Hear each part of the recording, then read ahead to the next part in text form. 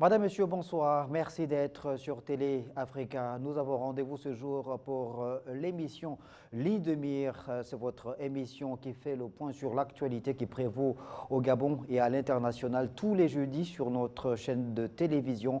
Une actualité très abondante au Gabon. Vous le savez, le mois de septembre et octobre, 2 mois consacrés à l'organisation des élections jumelées, élections des députés à l'Assemblée nationale et élections locales. Les partis politiques déjà sur le pont en ordre de bataille.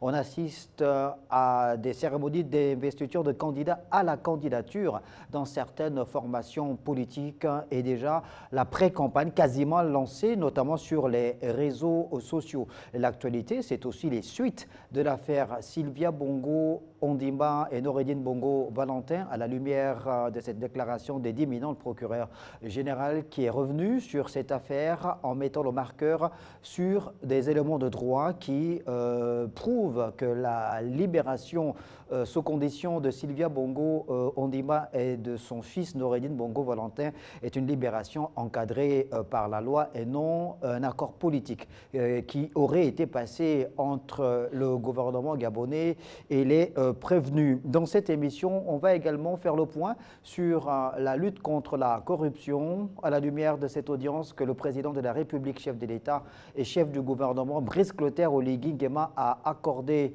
le 21 juillet dernier à des représentants de la société civile gabonaise engagés dans le cadre de la promotion de la lutte contre la transparence, mais également la promotion de la bonne gouvernance. Et on va revenir sur un autre fait d'actualité, lui, en lien avec l'éducation, vous le savez, et vous l'avez d'ailleurs suivi sur les médias du service public, cette communication de l'Agence nationale des bourses du Gabon, l'ANBG, qui a donc tenu à mettre un terme à ce tollé ou à ce débat fort sur la place publique en ce qui concerne le paiement des bourses d'études aux États-Unis d'Amérique, au Canada, mais également en France.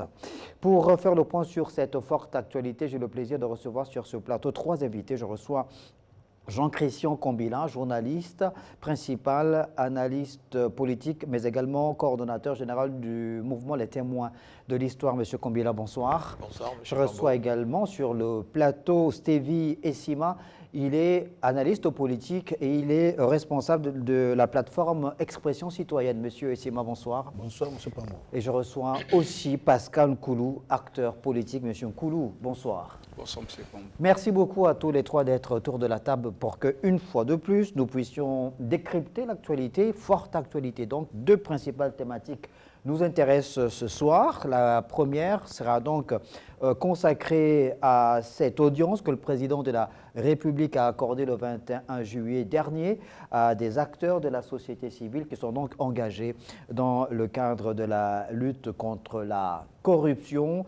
Il s'agit évidemment de mettre le marqueur sur les mécanismes pouvant favoriser une gestion rigoureuse des deniers publics, la lutte contre l'enrichissement illicite et les détournements de fonds publics. Ces acteurs de la société civile, Jean-Christian Combila, vont donc devoir mener certaines actions sur le terrain, notamment au Gabon, face aux révélations qui mettent en cause l'ancien régime. Les représentants de la société civile ont donc réitéré leur engagement à agir tant au niveau national qu'international, avec notamment le dépôt d'une plainte au Gabon, mais également à l'international, contre l'ancien régime dans le cadre de la lutte contre la corruption.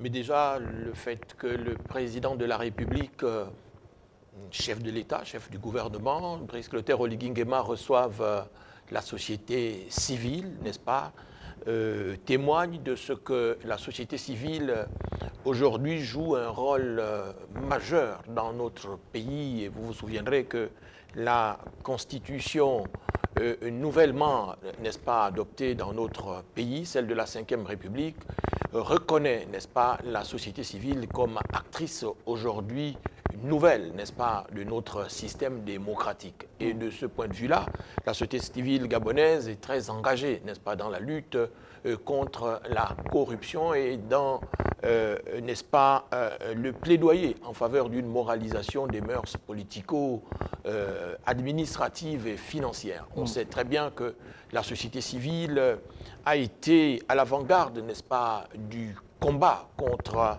la gouvernance politique décriée du régime déchu, n'est-ce pas, tout au long des dernières années du magistère d'Ali Bongo Ondimba. Et donc, il y a cette bataille contre les biens mal acquis, il y a cette bataille que la société civile mène contre ce régime déchu, n'est-ce pas, qui a spolié les Gabonais et qui a, n'est-ce pas, été à l'origine d'une paupérisation galopante, n'est-ce pas, de la société gabonaise. Et donc, depuis un certain temps, la société civile sur la place publique, n'est-ce pas, a affiché sa détermination, n'est-ce pas, à poursuivre le régime déchu et singulièrement la famille Bongo Ali, son épouse et son fils Noureddine, quitte à le faire, n'est-ce pas, auprès des juridictions internationales. En tout cas, c'est ce que les leaders de la société civile, M. Mpaga, en l'occurrence, n'est-ce pas, n'ont eu de cesse de marteler. Donc, j'imagine qu'au cours de cette audience avec le président de la République, la société civile est allée expliquer, n'est-ce pas, le fondement de sa démarche et exprimer là aussi son volontarisme à accompagner le gouvernement dans cette moralisation de la vie publique et dans cette lutte contre la corruption. Pascal Nkoulou, alors dans son propos, Jean-Christian Kombila est revenu évidemment sur l'engagement de la société civile depuis plusieurs années déjà sur le terrain dans le cadre de la lutte contre la corruption, on va dire à la suite aussi des postures prises par les acteurs politiques des différents partis, notamment ceux de l'opposition ou même ceux de l'ancienne majorité qui n'avaient de cesse de lancer des signaux, de lancer des alertes à l'endroit de l'ancien régime dans le cadre de la lutte contre la corruption, dans le cadre de la gestion orthodoxe des deniers publics, des finances publiques malheureusement. Les révélations sur la place publique ont montré l'ampleur des dégâts causés par l'ancien régime dans le cadre de cette corruption galopante ces dernières années dans notre pays. Est-ce que Brice Clotaire Oligui Nguema, lorsqu'il remet cette volonté de lutter contre la corruption, mais surtout emmener les tenants de l'ancien régime à pouvoir répondre de leurs actes quant à cette gestion catastrophique des deniers publics, est-ce qu'on considère ça comme une forme d'acharnement ou, pour certains, ou on considère ça comme une suite logique d'un engagement pris par un homme face à son peuple, allant dans le sens justement de pouvoir faire en sorte que tous ceux qui ont été en responsabilité à un niveau très élevé de la République soient comptables de la situation dans laquelle le pays s'est retrouvé? Ouais, il faut partir du principe que l'état de droit n'est pas une circonstance ponctuelle. L'état de droit est une permanence. Et quand on parle d'état de droit, on parle effectivement de tous les mécanismes qui contribuent à faire en sorte que les responsabilités des uns et des autres soient à la fois en termes de devoirs, mais également en termes de droits. Or, dans notre pays, tout le monde reconnaît que l'essentiel de ce qui a aujourd'hui contribué à faire en sorte que nous ayons cet environnement apocalyptique, c'est uniquement la corruption au travers des détournements massifs des deniers publics, mais également aussi au travers de l'absence d'un appareil judiciaire un peu laxiste. Et aujourd'hui, on peut effectivement soutenir en termes d'engagement et de soutien pour le président de la République qui fait un certain nombre d'efforts parce que lui-même a, au cours de la période de transition, constaté que c'était une situation où il va falloir effectivement mettre beaucoup plus d'accent parce que pendant la transition, il y a eu des détournements, il y a eu des scandales financiers importants. Aujourd'hui, à 2 mois du mandat, un certain nombre de situations sont remises en relief. Il va falloir que notre État, notre pays, le Gabon, devienne une permanence en ce qui concerne les mécanismes de droit. Vous savez, je suis d'accord qu'on voit la société civile s'impliquer, mais la société civile, dans son essence, n'est qu'un donneur, un lanceur d'alerte. C'est déclencher des systèmes, alerter, mais le véritable processus d'éradication, c'est l'autorité de l'État. C'est-à-dire aujourd'hui, nous ne comptons pas d'exemple en ce qui concerne la rigueur de la loi sur les malversations d'ordre financière. La plupart des personnalités qui ont été soupçonnées de malversations financières, soit elles sont promues, ça a été souvent le cas dans l'ancien régime, soit elles sont laissées en liberté sans qu'elles n'aient de compte particulier à rendre. Il faut que cet état de choses finisse pour qu'il y ait des exemples. Ce n'est que par la crainte de la loi que les citoyens font attention, mais lorsqu'il n'y a pas de mécanisme de répression puissant, on dit que l'autorité perçue, c'est l'autorité crainte. Donc s'il n'y a pas de mécanisme de loi, si notre système judiciaire est comme on le connaît, si c'est les politiques, de manière générale, qui souvent justifient leur larcin par le fait qu'ils s'investissent sur le terrain pour, dans le cas de l'ancien régime éventuellement, pour soutenir le pouvoir, parce que c'était souvent le cas, ou alors si on a des explications farfelues du type « moi j'ai volé pour investir », donc toutes ces choses doivent disparaître à partir du moment donné où chaque fois que quelqu'un commet un larcin, une sorte de il va en prison. de Bois, une sorte de Robin de Bois qui dérobait des bourses aux plus nantis pour les distribuer aux pauvres. Stevie Essima, alors Pascal Koulou parlait évidemment de l'absence finalement de l'appareil judiciaire à pouvoir agir dans le cadre pénal, on va dire, puisqu'il faut évidemment qu'il y ait peut-être des sanctions plus rigoureuses pour pouvoir servir de leçon. Aujourd'hui, avant d'arriver sur ce point-là, d'abord, il y a le fait que durant la transition, Pascal l'a rappelé, il y a eu d'autres faits, soit de soupçons, peut-être, ou avérés ou pas, de détournement de fonds, notamment la distribution d'une enveloppe de 7 milliards de francs CFA par province afin de pouvoir réaliser certains projets. Il y a eu une mission commandée par le Comité pour la transition et la restauration des institutions les dernières semaines avant l'élection présidentielle, sans qu'on ait une idée précise sur le résultat de ces missions d'inspection menées sur le terrain. Donc il y a véritablement nécessité à pouvoir faire la lumière sur ces types d'opérations lorsque des fonds publics sont mis à la disposition, soit des entreprises publiques, parapubliques ou des localités pour engager des projets au nom de l'État. Oui, très bien, je vous remercie. Revenant sur la problématique de la corruption et l'audience accordée par le chef de l'État aux membres de la société civile, je tiens à dire que la notion de la corruption ne doit pas simplement être vue dans son pendant moral. La corruption doit s'élever sur ces deux ordres. À la fois, elle est une démarche réglementaire parce que nous devons avoir des outils qui permettent de juguler la corruption, de dissuader la corruption, de punir la corruption. Ces outils, ce sont les outils légaux. Et nous avons aussi son pendant moral, c'est-à-dire la propension à moraliser la vie publique. Donc, la société civile ne peut intervenir qu'au niveau du pendant moral de la corruption, dans l'idée de promouvoir les bonnes mœurs, de promouvoir des politiques d'assainissement des finances publiques, de promouvoir finalement un rapport harmonieux, un rapport éthique entre la gestion de la chose publique et les personnes qui sont mises en responsabilité. Moi, j'ai une lecture un peu mitigée de cette rencontre entre le chef de l'État et la société civile. Parce que ça donne l'impression que ce marché civil serait instrumentalisé par le pouvoir public, surtout qu'il s'agit d'une démarche qui est dressée contre l'ancien pouvoir. Le chef de l'État, il est le garant de l'ordre public.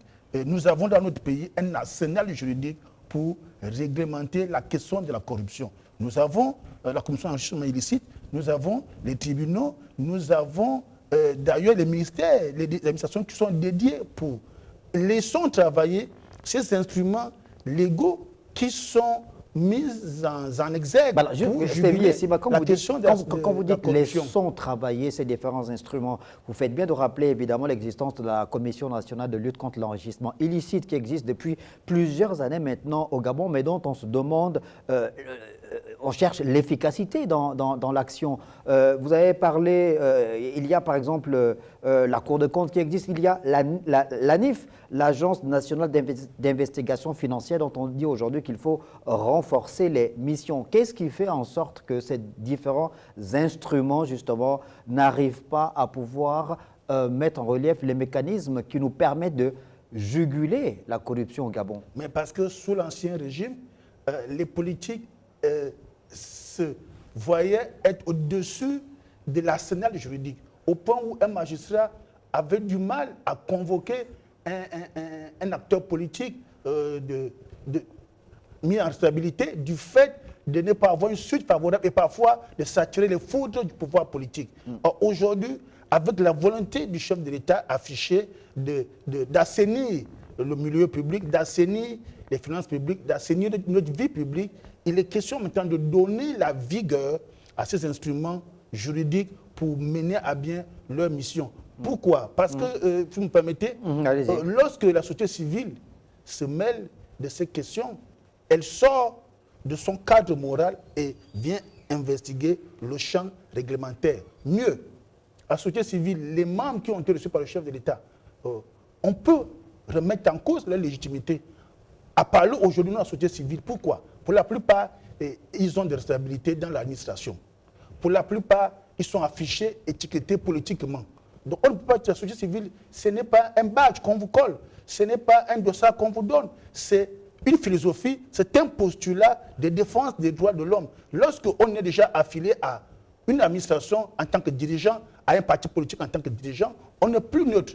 Donc laissons les défenseurs des droits de l'homme dans cette posture de neutralité pour ne pas qu'il y ait derrière un soupçon de manipulation de quiconque. Parce que le pays a besoin de stabilité. Le chef de l'État est en train de mettre en place les mécanismes qui permettent de réglementer cette actualité.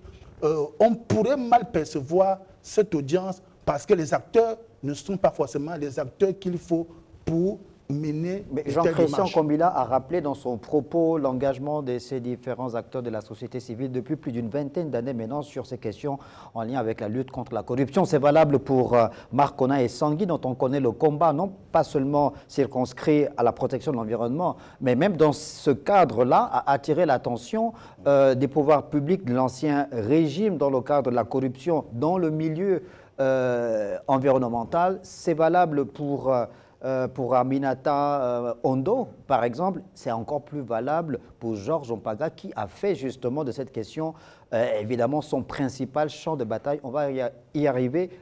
Jean-Christian Combila, est-ce que la Commission nationale de lutte contre l'enrichissement illicite, l'Agence nationale d'investigation financière, par exemple, selon vous, devrait être des entités indépendantes à laquelle il n'y aurait pas à la tête des personnalités qui sont encartées, c'est-à-dire qui ont des cartes de militants de X ou Y parti ou du parti au pouvoir, justement pour éviter qu'il y ait une forme de collision. Mais lorsque vous mentionnez la Commission nationale de lutte contre l'enrichissement illicite et l'autre structure, la NIF, cela m'amène à dire ici que la lutte contre la corruption est certes d'abord une affaire légale, mais dans la société mondialisée qui est celle dans laquelle nous vivons aujourd'hui, n'est-ce pas, cette société de l'information et des nouvelles technologies en la matière, le combat en question est une affaire de tout le monde.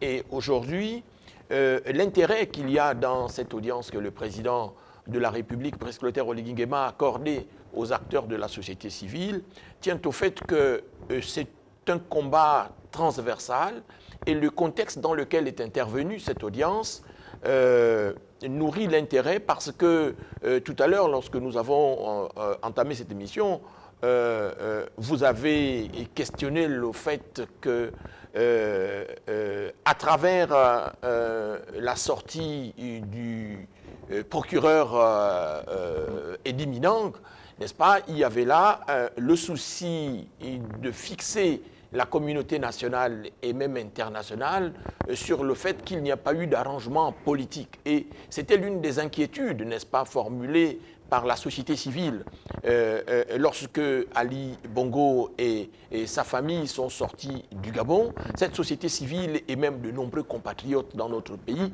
se sont demandé s'il n'y a pas eu d'accord politique, n'est-ce pas, au détriment des intérêts de notre pays. Et donc la sortie du procureur Eddy Minang et l'audience accordée par le président de la République à la société civile me font dire que au cours de cette audience-là, la société civile a eu des assurances auprès du président de la République de ce qu'il n'y a pas eu d'arrangement politique pour compromettre, n'est-ce pas, l'action de la justice. Et donc, ce combat-là est un combat de tout le monde, c'est un combat qui engage à la fois les institutions légales, mais également les citoyens, dans ce sens qu'aujourd'hui, n'est-ce pas, la Constitution reconnaît aux citoyens gabonais, n'est-ce pas, le droit d'avoir l'information chaque fois que cela est nécessaire. Et donc, la société civile est partie à la présidence de la République, entre autres aussi, n'est-ce pas, pour avoir, n'est-ce pas, des assurances sur ce que cette mise en liberté et provisoire, n'est-ce pas, correspondait justement à la légalité, n'est-ce pas, juridique dans notre pays. Maintenant, quant à l'efficacité de l'action de la Commission nationale de lutte contre l'enrichissement illicite, oui, cette efficacité est questionnée. Elle est également questionnée en ce qui concerne la nymphe. Mais ce qu'il y a lieu de faire, c'est que dans cette lutte-là, il faut tout un travail de pédagogie répétitive. Le contexte de la Ve République est tel qu'il va falloir, n'est-ce pas, pour la société civile, n'est-ce pas, mobiliser d'autres acteurs.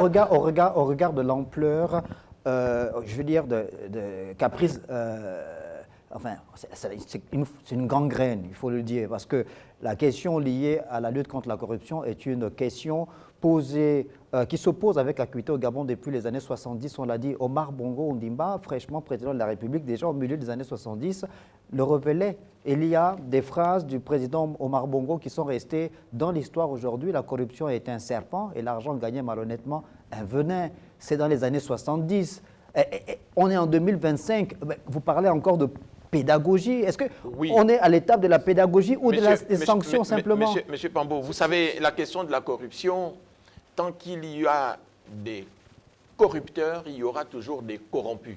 Et il y a donc tout un dispositif légal, n'est-ce pas, à réactiver et à rendre beaucoup plus efficace. Mais le problème sur le terrain, le problème justement, la loi anticorruption. Oui, il y a à côté de cette loi anticorruption dont on a parlé et dont on souhaiterait qu'elle soit aujourd'hui effective, il y a la nécessité, n'est-ce pas, d'activer tous les leviers et de mobiliser tous les acteurs de sorte que cette lutte-là soit une lutte qui concerne tout le monde et toutes les institutions de notre pays. D'accord. Pascal Koulou, justement, le problème, c'est celui-là, c'est qu'on a comme l'impression qu'il y a dans la haute administration peut-être certains qui freinent des quatre fers pour que ces différents mécanismes qui existent déjà, pour que ces différents mécanismes-là soient inopérants. Moi, je crois qu'il ne faut pas avoir peur de nommer les choses. Je note avec beaucoup d'à-propos les remarques pertinentes faites par M. Stévier Simon en ce qui concerne la société civile. C'est parce que, vous savez, dans notre pays, il y a trop de glissements. Ce sont ces glissements qui empêchent qu'il y ait une efficacité d'exécution des mécanismes légaux qui existent.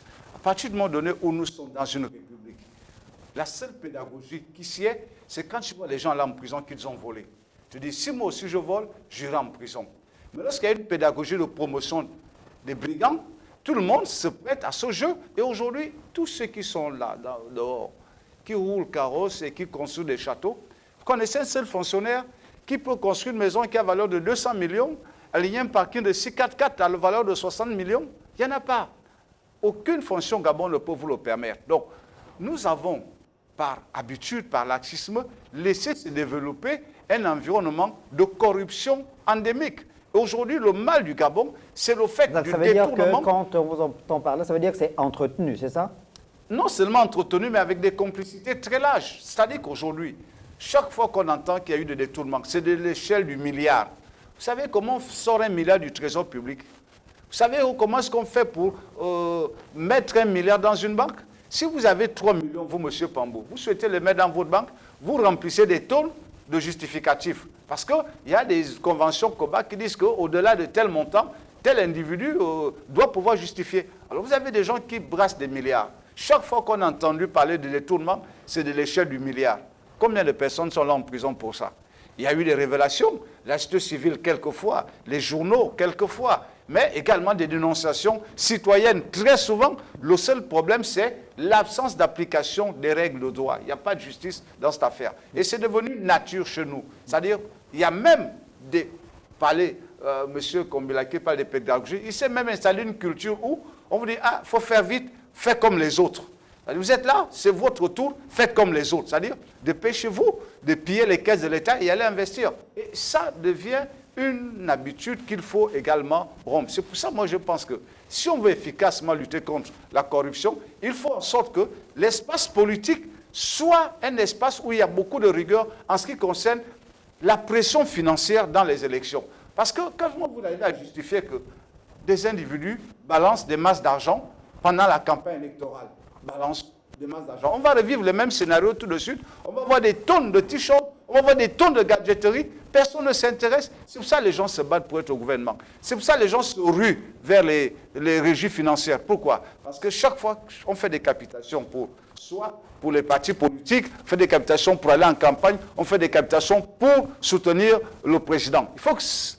Il faut que nous ayons des acteurs politiques. C'est peut-être à ce niveau qu'il faut parler de moralisation de la vie publique et faire en sorte que les citoyens eux-mêmes soient les premiers gendarmes. C'est pour ça qu'il faut qu'il y ait un nouveau rapport entre les politiques et les citoyens, parce que tant qu'on sera séduit par ceux que nous reconnaissons comme étant des braqueurs des deniers publics et qu'on va applaudir à leur meeting, nous contribuons à faire en sorte qu'il n'y ait pas d'école, il n'y ait pas d'hôpital, il n'y ait pas de route, on manque d'électricité, on manque d'eau. Donc il faut aujourd'hui pour notre pays que la loi s'explique. C'est pour ça quand il me dit, quand M. Kremza, comme l'a dit, le procureur général, oui, tous les magistrats eux-mêmes ont dénoncé un ensemble de travers dans le corps judiciaire. D'accord. Stevie Essima, Brice Clotaire Oligui Nguema, président de la République, a donc implémenté une démarche, la volonté justement de pouvoir rompre avec les pratiques anciennes, véritablement tourner le dos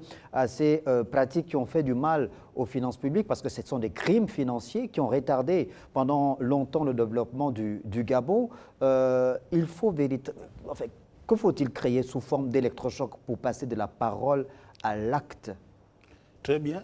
Il faut l'exemple, le bon exemple. Je pense qu'aujourd'hui, nous avons la chance d'avoir un président public qui veut manager par l'exemple. On retient deux faits. Lorsqu'il arrive au pouvoir pendant la transition, il dit que je veux me soustraire des avantages liés à la fonction de chef de l'État parce que cet argent doit pouvoir servir à la multitude et au plus grand nombre. Ça, c'est déjà le devoir d'exemplarité. Mieux, lorsque un haut responsable de l'administration qui se trouverait être le frère cadet du chef de l'État a été cité dans des présomptions des affaires de détournement et autres.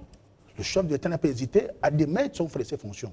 Or, pendant le régime passé, à la même fonction, un autre frère de l'ancien président était là avec des remous par rapport à sa gestion. Il n'a pas été bougé. Donc c'est l'exemple qu'on attendait d'en haut. Si l'exemple est donné en haut, il faut maintenant que les instruments légaux chargés de mettre ça en application se revigorent et nous donnent la satisfaction de ce que nous attendons. Moi, je vais revenir sur la question de la société civile parce que c'est important de prévenir le mélange des genres. Si l'opinion publique s'interroge sur l'exfiltration de la famille Bongo, l'ancienne famille présidentielle, le Parlement doit se saisir parce que le Parlement est le pendant de la légitimité populaire. Le Parlement doit s'en saisir et convoquer pour explication les ministres concernés, notamment le ministre de la Justice, le ministre des Affaires étrangères, pour clarification. Ce n'est pas 2-4 individus qui vont voir le chef de l'État pour avoir des réponses de la part du chef sur une opération qui est une opération éminemment juridique, comme l'a rappelé le procureur de la République, Hubert Minnan. Non, ça donne l'impression d'une société civile instrumentalisée.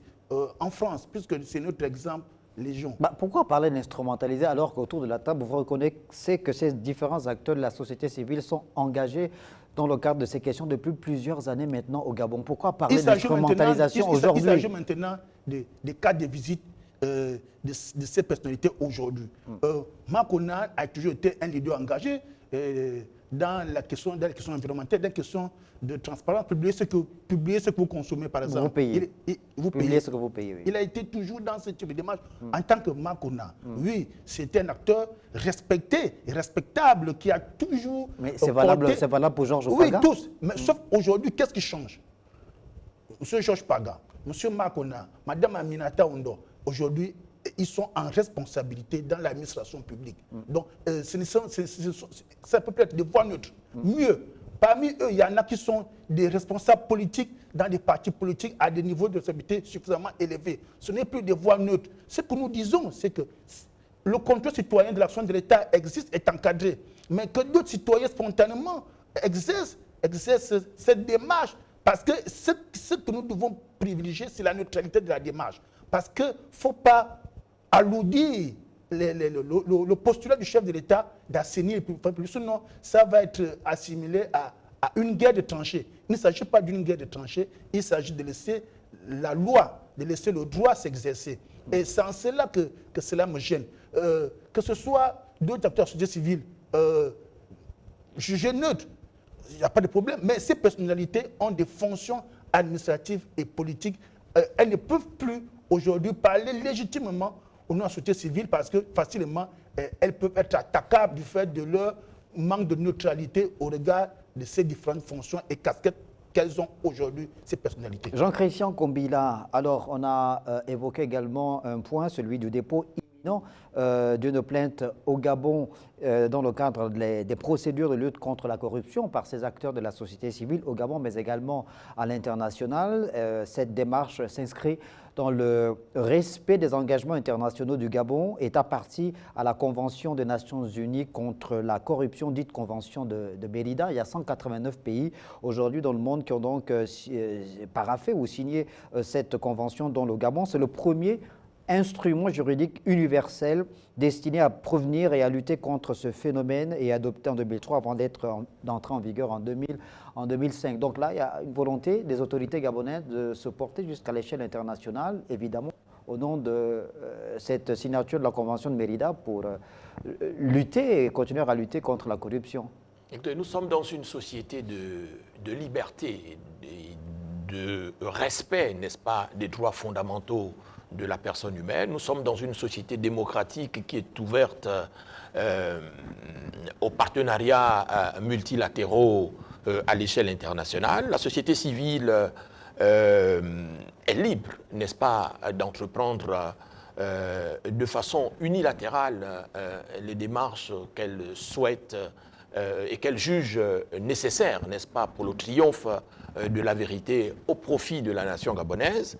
Et de ce point de vue-là, il n'y a pas à redire. Maintenant, oui, j'entends les critiques pertinentes de M. Essima. La société civile aujourd'hui est en responsabilité, ça c'est une nouveauté. Cette nouveauté a vu le jour sous la transition, parce que c'était une période exceptionnelle pour notre pays et les autorités de la transition ont gouverné avec, en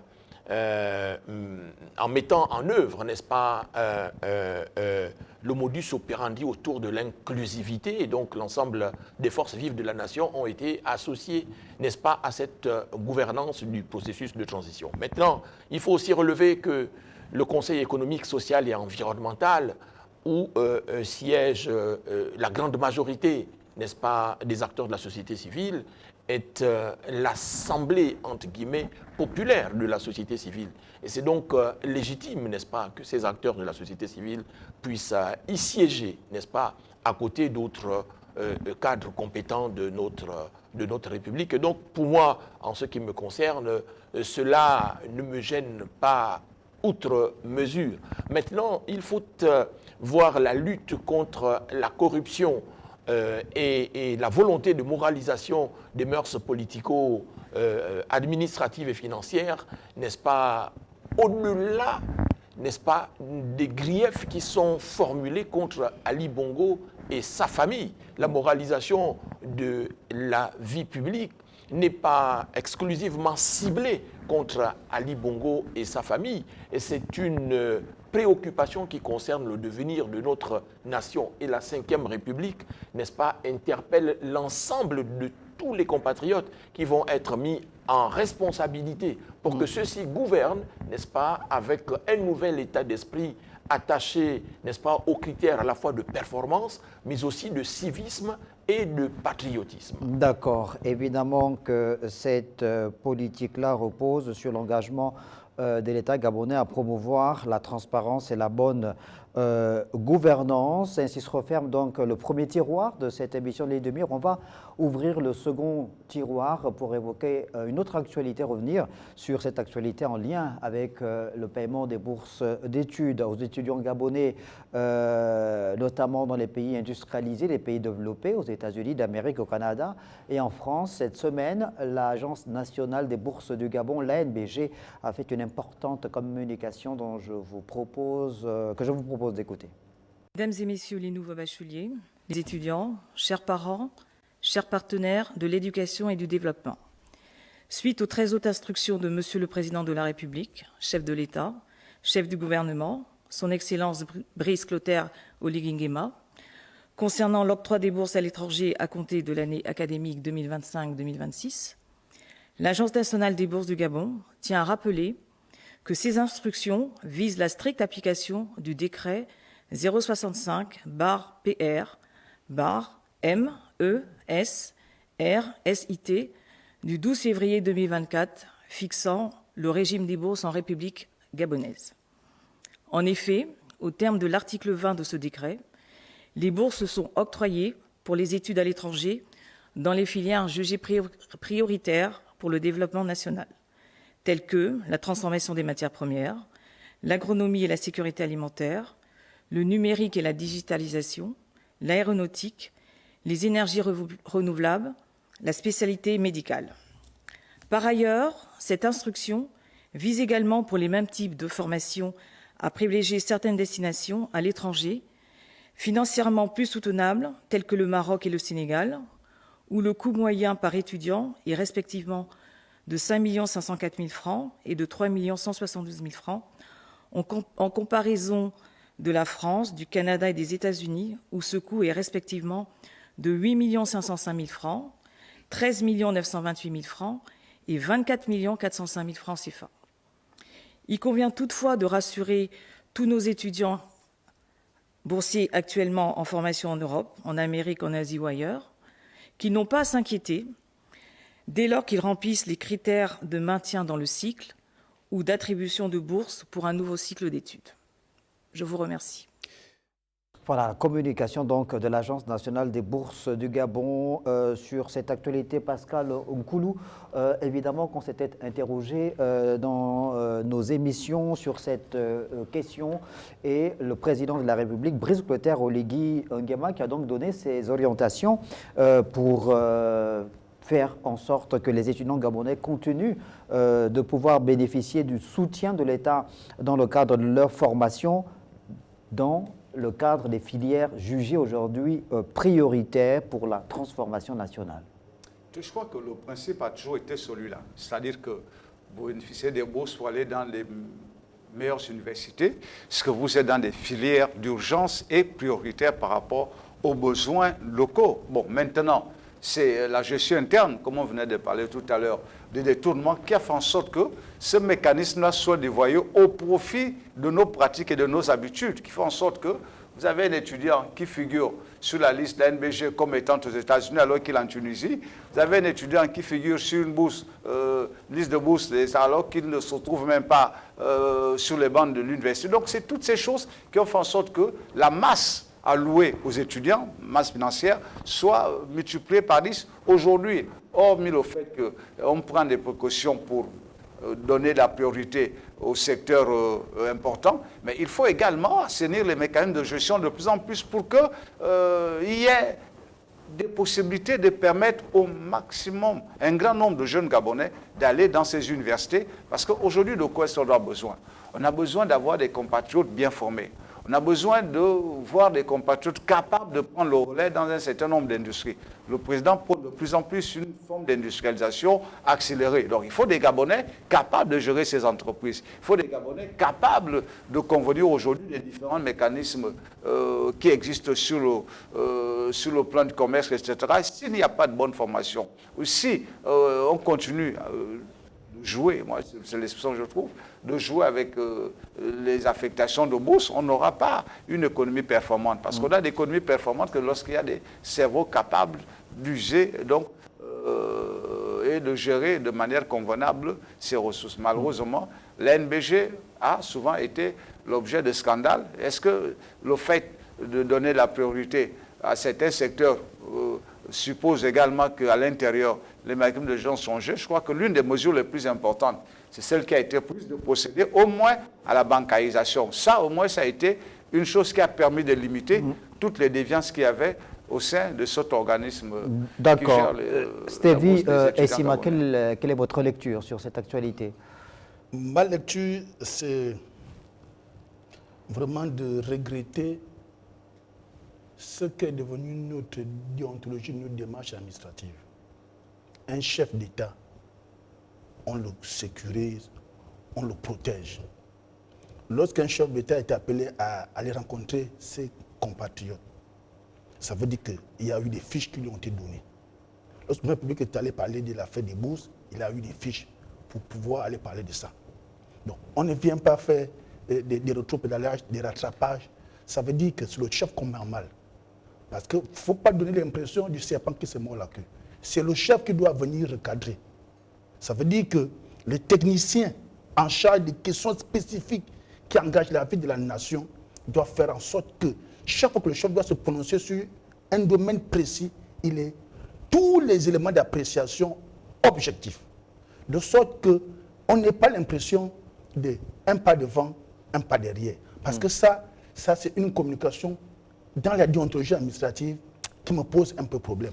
Parce que c'est comme si on venait rattraper. D'accord, mais est-ce qu'on peut se mettre à ramer à contre-courant de ce que vous êtes en train de développer comme idée, Stevie Osima, en se disant, le président de la République l'a dit, il y a eu la réaction de ses compatriotes, des populations gabonaises, mais tout chef d'État qu'il est, il a compris justement ce cri d'alarme lancé par les populations gabonaises et il va donc dans le sens de pouvoir non pas suspendre totalement les bourses, mais plutôt de les financer sur la base des filières prioritaires, comme on dit finalement. Est-ce qu'on dit que c'est un homme d'État à l'écoute de son peuple, en résumé?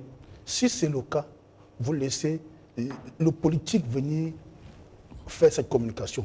Lorsque cette communication est faite par la DG de l'Agence nationale des bourses du Gabon, elle est technicienne.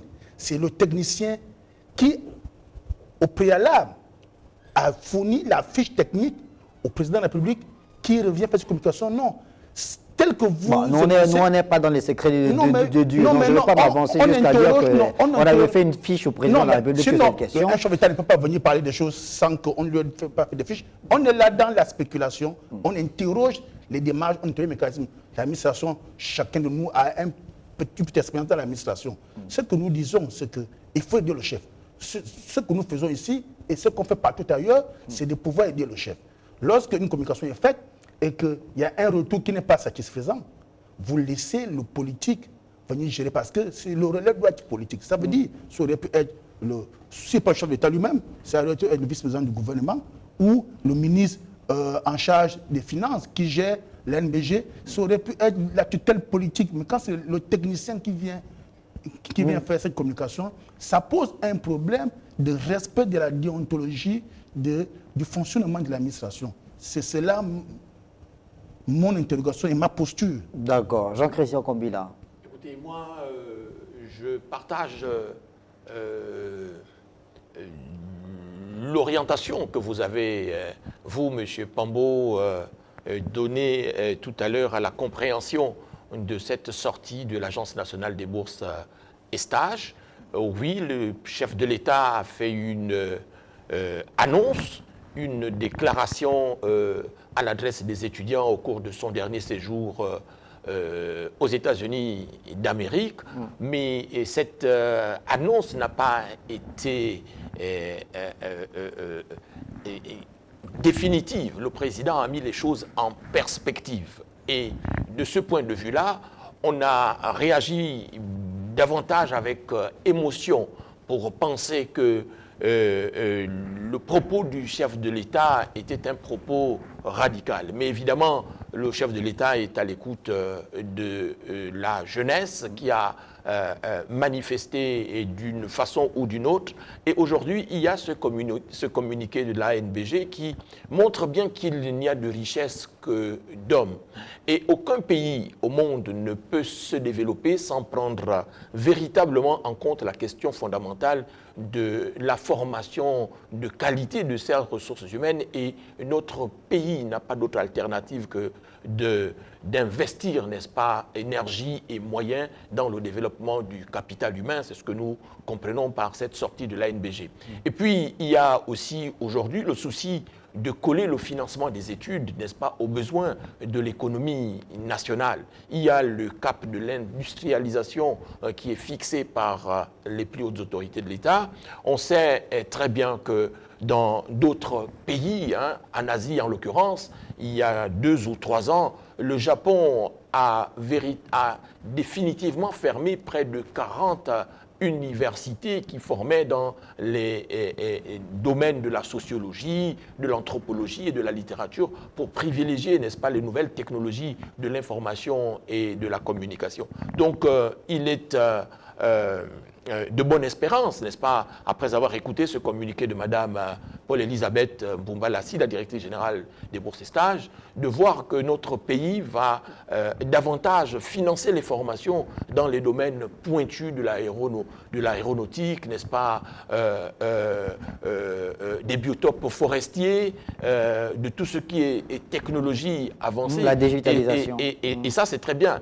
Vous vous souviendrez, M. Pambo, qu'il y a 2 ou 3 ans aussi à l'université Omar Bongo, parce que ce qui est aujourd'hui posé comme problématique, c'est celui, n'est-ce pas, de la refonte en profondeur de notre université, afin que cette université-là se professionnalise. Il y a eu un projet à l'université, ou du moins dans l'enseignement supérieur public, le projet du socle commun des compétences. Je me souviens que l'ancien ministre de l'enseignement supérieur, le professeur Patrick Moudiama Daouda, a eu quelques soucis, n'est-ce pas, avec le monde universitaire, parce qu'il préconisait, n'est-ce pas, d'instaurer le socle commun de compétences en faisant valoir le fait que quelle que devait être la formation de tout étudiant à l'université, Omar Bongo et dans l'enseignement supérieur public, il y a des matières fondamentales qui devaient exister aussi bien dans les facultés de lettres sciences humaines qu'en droit et ailleurs, à savoir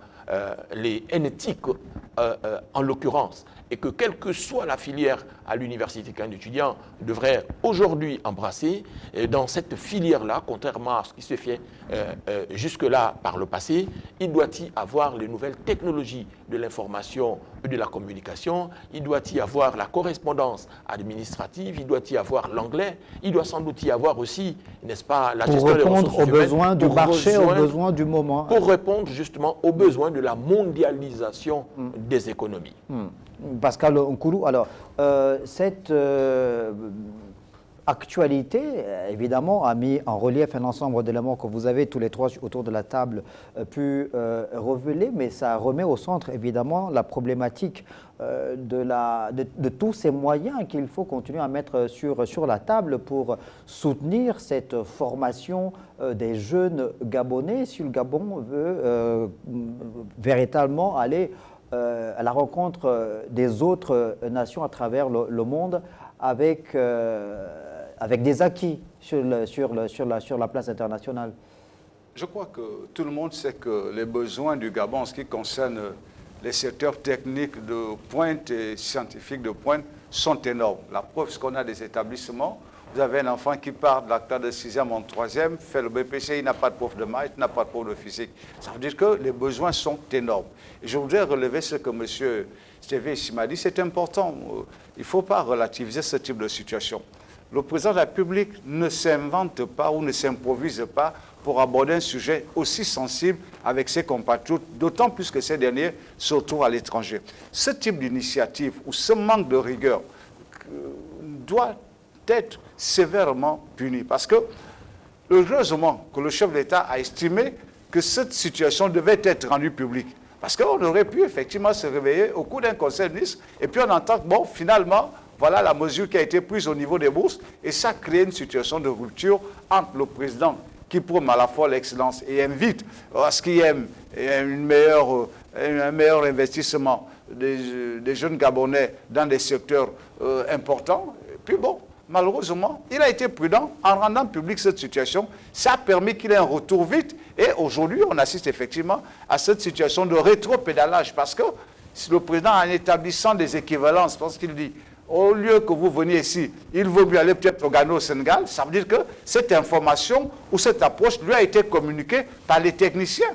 Il faut s'approprier aujourd'hui la responsabilité quand on est à la tête d'une institution aussi sensible comme le bourse et stage. Et vous faites bien de souligner que c'est le même problème partout. C'est-à-dire qu'il y a une gestion relative des responsabilités des uns et des autres. Nous avons un pays qui est en pleine émulation, qui a beaucoup de besoins, mais quand vous regardez comment les uns et les autres se comportent, on a l'impression que bon, tout le monde souhaite que ce soit un environnement apocalyptique. Parce qu'aujourd'hui, on parle des bourses et stages. Demain, allez regarder l'usine de pharmaceutique où on s'approvisionne en médicaments. Vous retrouvez les mêmes problèmes.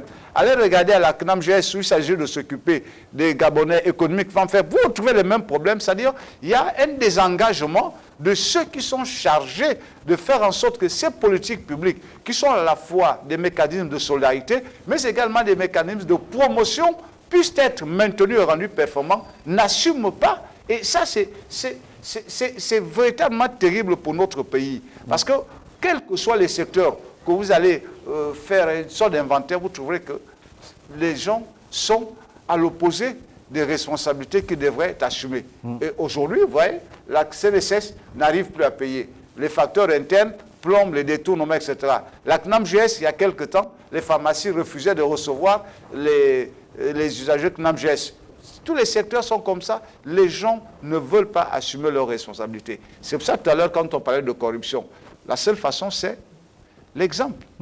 Stevie Osima, dernier tour de table, en guise de conclusion, avant de mettre un terme à cette émission, en lien avec évidemment les deux thématiques que nous avons abordées dans cette émission. La première consacrée à la promotion de la transparence et de la bonne gouvernance à travers le renforcement des mécanismes de lutte contre la corruption au Gabon, et le second point sur le renforcement de la formation des étudiants gabonais dans les domaines prioritaires. Très bien. Donc, en résumé, on va dire que sur le premier point, la question de la corruption, comme je l'ai dit, a deux pendants. Un pendant légal ou réglementaire et un pendant moral. Il ne faut pas qu'on cède dans la confusion des genres. Il faut donner à notre dispositif juridique les moyens de s'appliquer vigoureusement pour traquer tous les corrompus ou corrupteurs et, in fine, pour moraliser notre vie publique par la loi. Et il y a aussi le pendant moral. Et c'est sur ce pendant moral où la société civile est indispensable, où elle est invitée en tant que leader d'opinion, en tant que lanceur d'alerte, en tant qu'acteur du bien-être de la communauté. Là, sur ce pendant moral, l'idée de promouvoir les bonnes pratiques, de promouvoir les bons réflexes, oui, la société civile a un rôle à jouer, un rôle de pédagogie, un rôle de plaidoyer et un rôle de lanceur d'alerte. Il ne faut pas que nous tombions dans la confusion des gens. Le chef d'État ne peut pas être une source d'information sur une démarche qui est une démarche judiciaire. Et s'il y a des comptes à demander à qui que ce soit, les personnes habilitées, les personnes qui ont qualité à faire ces démarches, ce sont les parlementaires qui sont le pendant de la légitimité populaire. Ça, c'est pour le premier point. Le deuxième point, en réalité, ce que nous disons, c'est qu'un chef de l'État doit être aidé par ses collaborateurs. Aider le chef, c'est lorsque le collaborateur est chef d'État, on est un outil d'aide à la décision, un outil d'aide à clarifier la vision du chef. Et il ne faut pas donner l'impression à chaque fois que nous sommes toujours dans l'exercice de rattrapage ou de rétropédalage. Il faut donner au chef, en amont, au préalable, tous les éléments nécessaires d'appréciation pour qu'il ajuste sa décision, pour qu'il ajuste son orientation.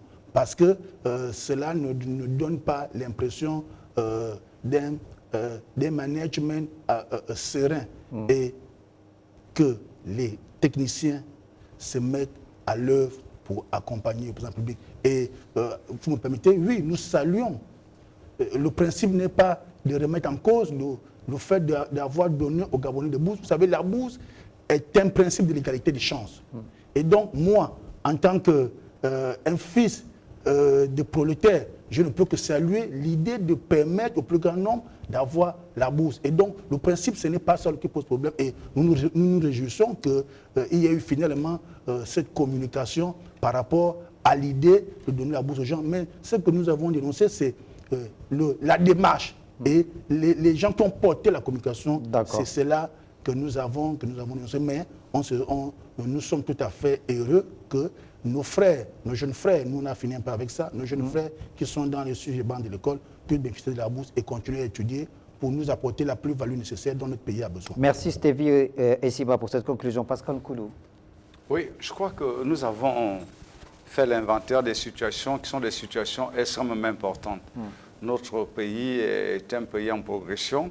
Si on ne lutte pas contre la corruption, on n'aura pas un État stable, on aura des mécanismes judiciaires qui vont être chancelants, on aura des politiques qui se prêteront aux mécanismes de corruption parce que malheureusement l'argent va être l'élément clé pour exister en politique et toutes les autres valeurs n'auront plus droit de citer, ce qui va être dommageable parce qu'on peut pas parler de moralisation si l'essentiel de ce qui se décide ou de ce qui se fait, c'est autour de l'argent exclusivement. Je crois que notre pays paie le lourd tribut de cette situation parce qu'aujourd'hui, tous ceux qui sont pour beaucoup dans la sphère politique, malheureusement, c'est des gens qui auraient, pour beaucoup, devraient être en prison parce que tout le monde sait comment l'essentiel de leur fortune a été constitué. Malheureusement, bon, ils ont l'argent, c'est des bons grands et ils ont des bons petits.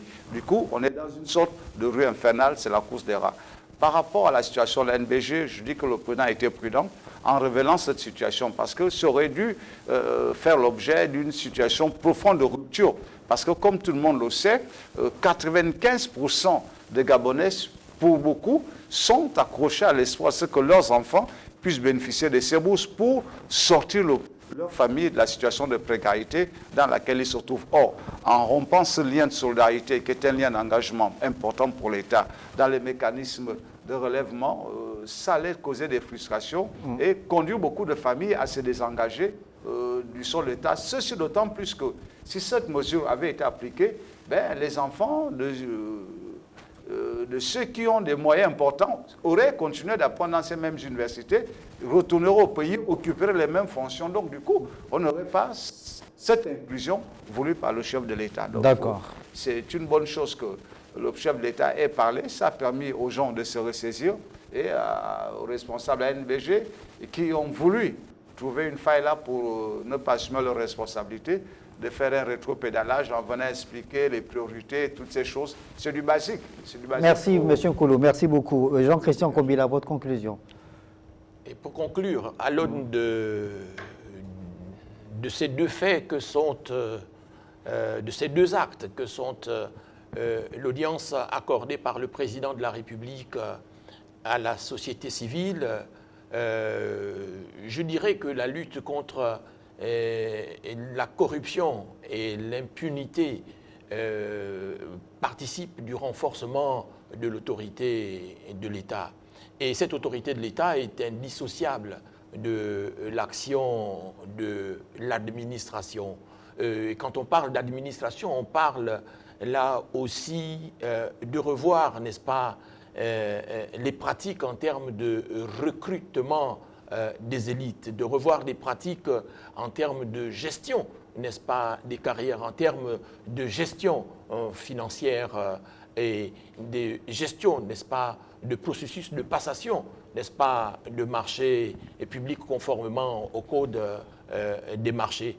Il y a là aussi la nécessité, n'est-ce pas, de renforcer la culture de la reddition des comptes. Maintenant, cette autorité de l'État participe aussi de l'action de nos forces de sécurité et de défense. Et de ce point de vue-là, il faut saluer tous les efforts entrepris par les plus hautes autorités de l'État depuis le 30 août jusqu'à cette date en termes d'amélioration des conditions de travail de nos forces de sécurité et de défense. On a vu récemment le président de la République aller inaugurer la caserne des sapeurs-pompiers dans le Grand Libreville. On a vu là aussi un certain nombre de matériels importants d'opérationnalité être remis aux forces de sécurité et de défense. Maintenant, à l'aune de la sortie de Madame la directrice générale des bourses et stages, on ne peut que se réjouir de ce qu'on voit à travers cette sortie-là, n'est-ce pas, l'affirmation par les autorités de l'État de ce qu'il n'y a de richesse que d'hommes et que notre pays, n'est-ce pas, a fait le choix d'investir dans les domaines les plus pointus que sont les nouvelles technologies de l'information et de la communication. Et tout cela est de bon augure, car cela appelle, n'est-ce pas, une refondation et un questionnement, n'est-ce pas, de l'université gabonaise en général pour qu'elle s'adapte, n'est-ce pas, aux nouveaux défis de l'économie de notre pays, qu'est, n'est-ce pas, le cap de l'industrialisation fixé par le président de la République. Merci Jean-Christian Combina pour votre conclusion. Merci également à vous, Stevie Essima, d'être passé sur le plateau de Ligne de Mire, et à vous, Pascal Nkoulou, pour faire le point sur ces sujets d'actualité. Merci de nous avoir regardé tout de suite les programmes sur Télé Africa.